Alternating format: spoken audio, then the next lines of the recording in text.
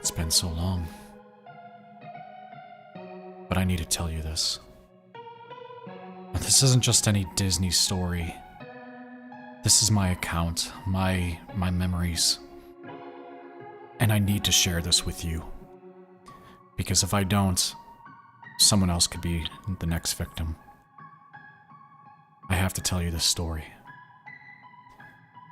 Excuse me. Where are my manners? My name is Toby Desmond. I'm 27 years old, and my occupation consists of research on historical phenomenon. If you aren't entirely sure what that means, it means I'm required to examine artifacts and items recovered that are believed to have been crafted many years prior. Normally, whenever I receive something that needs professional examination, the objects aren't too out of the ordinary, at least in my perspective. Although, I will admit, there are some objects that generally creep me out, such as a slightly decimated doll or artificial limbs that tend to bear a putrid smell, that kind of stuff. However, once again, those only come close to being out of the ordinary for my taste. I'm creating this story for you to explain something that was much more out of the ordinary. My experience comes from a rather strange VHS tape. I received it during my first few months on the job. And yes, I know, how generic. A spooky VHS tape? Even if it's considered generic, it still exists, and there isn't much I can do about that. The tape was sent in by an anonymous member of the online community I share my work on. He found my page not too long ago, and he started taking a bit of interest in my work. He eventually confronted me privately and told about a few items he had stocked up just recently. And he thought they could hold some revenue and he wanted me to look at them. To his surprise, nothing he showed me bared anything of value, except for this one thing, of course. It was a tape he had bought at a local video store a long time ago. I had asked a few questions about the tape out of interest, and what were the contents like, the manufacturer, things of that sort, to which he replied that he hadn't actually watched it. However, he did know who made it. He messaged me telling me that Disney had made it, and it was one of their earliest animations they ever made. At least, that was his description, but it intrigued me. Not only because it's not often I get to check out anything remotely close to that, but because I had a son, Max, who loved that kind of stuff. He was always a Disney fan. I thought it'd be some great father-son time to just sit down and watch some old cartoons with him. After our chat, we arranged a shipping schedule and went our separate ways for the time being. A week passed, and the package finally came in the mail, and it was in a small cardboard box with the tape inside. The text on the label read, Disney, in black marker, but nothing else. Not much to look at, but I was eager to get to the contents themselves. I gathered the rest of the mail and went back inside. Hey Max! I got an old Disney cartoon in the mail. If you want to come check it out with me. I couldn't even finish the sentence before he came storming into the living room, jumping on the couch all excited. He loved Mickey Mouse. After I got everything settled, I popped the tape into the VCR, sunk into the couch, and grabbed the remote. I turned on the TV to be met with raving static, which didn't last for too long, and then it slowly faded to reveal a classic Disney title screen. It was Mickey and Minnie standing opposite sides, and the title right in the middle. The name of the episode, White Noise. The episode started with Mickey walking down a dirt trail towards what seemed to be a small warehouse with an old plane in front of it. Mickey skipped and danced merrily as he inched closer to the plane, with a silly yet catchy tune playing as he did. The scene then changed to the warehouse as Mickey slowly waltzed down the screen. He took a few more steps, and then he stopped in front of the plane, placed his fist on his hips, and tapped his foot with a rather concerned expression on his face, as the scene slowly faded back into raving static. Damn, I said to myself, kind of whispering. I didn't want Max to hear me cussing. I grabbed the remote and attempted to eject the tape. Nothing. I tried to turn off the VCR. No, that wasn't working either. I tried turning off the TV, but again, nothing. It just ignored me. I sighed, thinking my remote controller is dead. I got up and took one step toward the TV. The static then slowly faded back to the scene. I scratched my head, not really knowing what to expect. It was odd, to say the least, but I really didn't care. I was interested in this, and I wanted to see where this was going to lead for Max and I. I sat back down and watched it once more. Mickey eventually stopped tapping his foot as he slowly started to lower his hands to his sides and stayed frozen in place. The music came next. It started to grumble and growl as it slowly faded to dead silence. Kind of like when you slow down a song till it's nothing but dead silence. Soon enough, absolutely nothing was happening. Great. Another waste of time, I said to myself as I lowered my head onto the cushion behind me. But it wasn't over yet.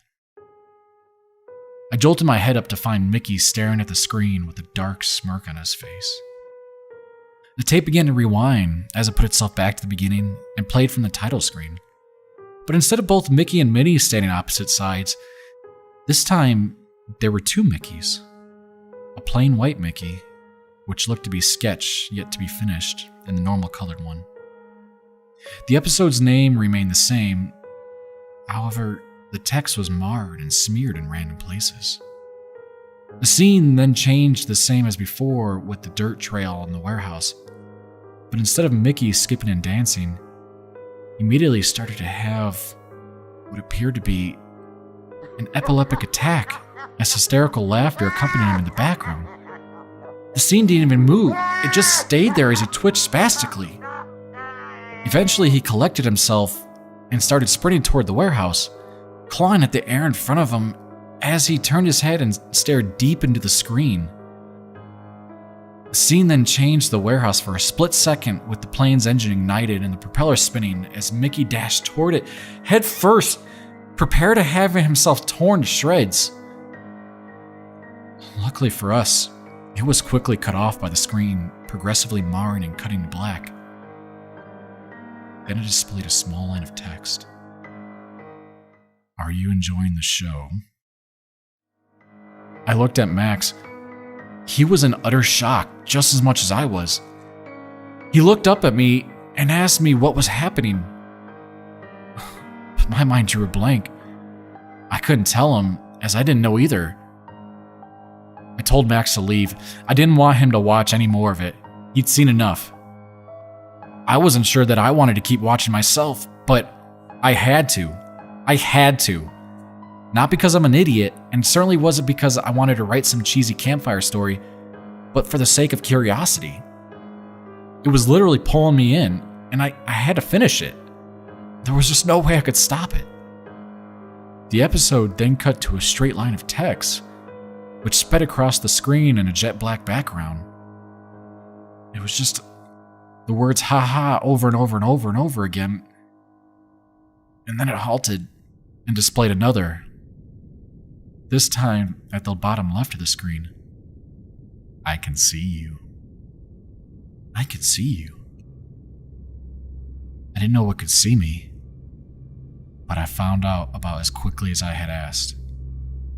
Almost immediately after I said what I did, something began exposing itself in the center of the screen, accompanying the text.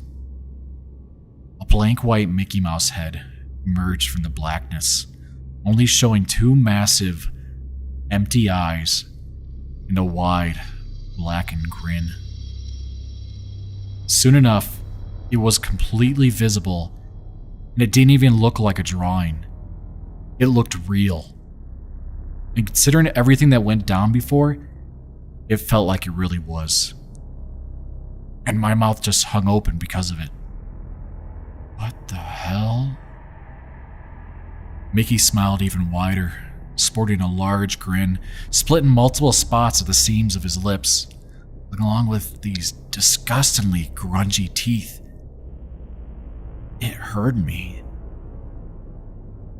I can see you, it said in a stern, deep voice, repeating the contents present behind him. I can see you. A series of ha-has then flashed rapidly in front of the static, along with a loud, almost deafening screech.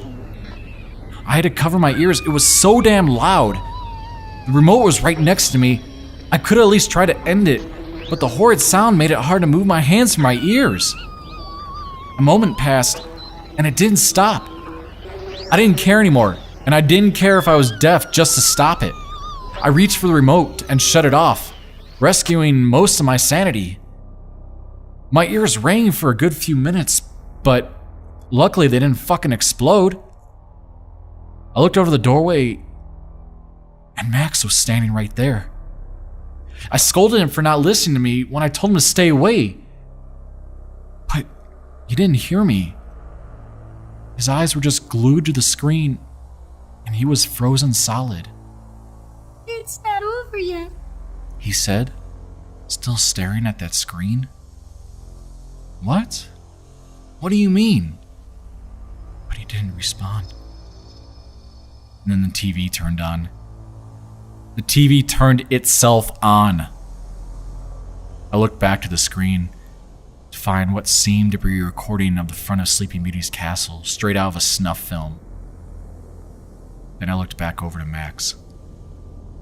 He gave me a quick glance, then redirected his attention to the screen. How the hell did he know it wasn't over? How the hell could he know?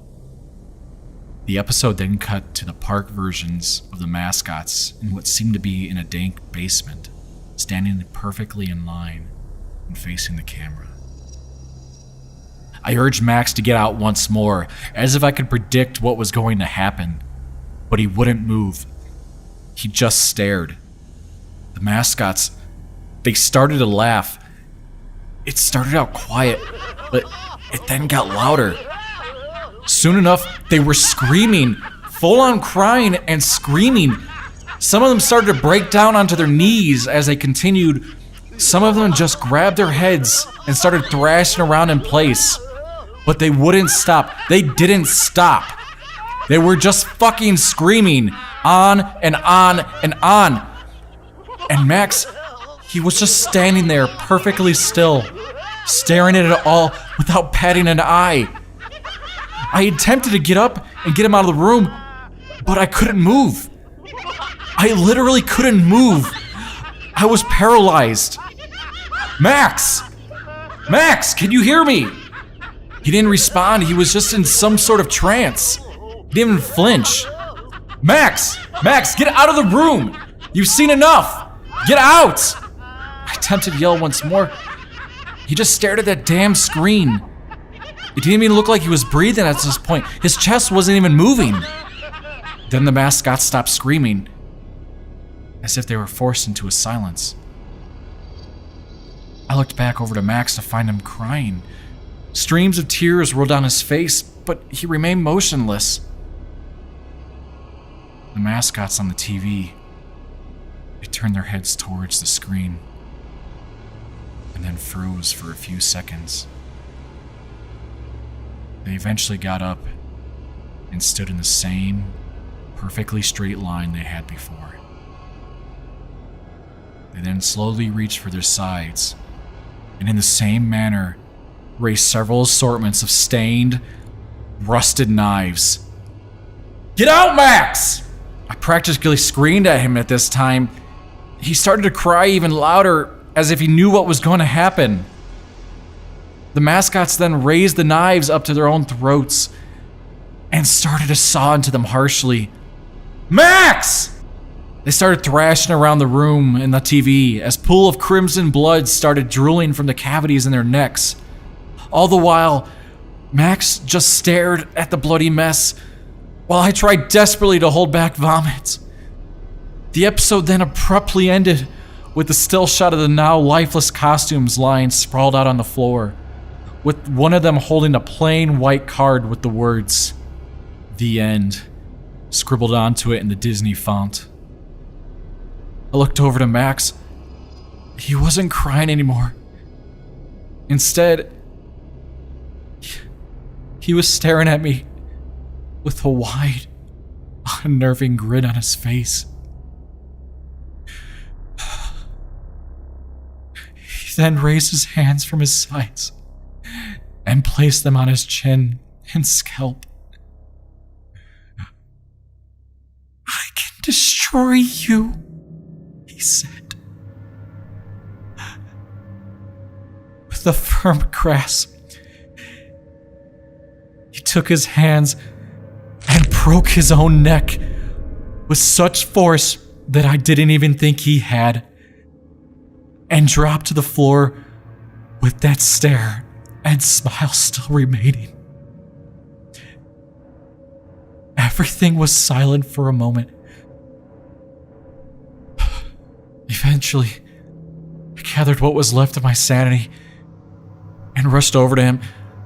I was trying my hardest to talk through my own sobs and screams, even when I knew he was already gone.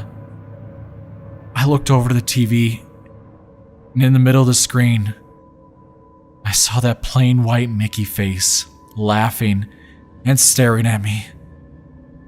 And then it spoke to me once more. "The darkest of secrets lie within the brightest of smiles.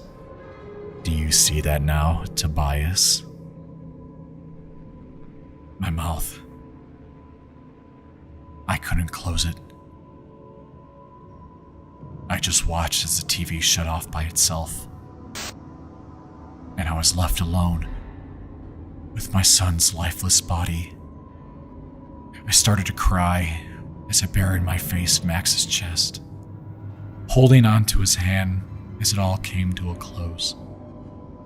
But my crying ceased, and I let go of my son's hand as I looked up to the screen, and another small line of text met my gaze. "Your turn will come soon." And that's my story. And I'm telling this to warn you. I can't get rid of the tape. It only comes back no matter how many times I try to destroy it. I'm only waiting for my time. Please, if you see this tape, if it's in your mailbox, do not play it. I have to go now. My favorite cartoon's on.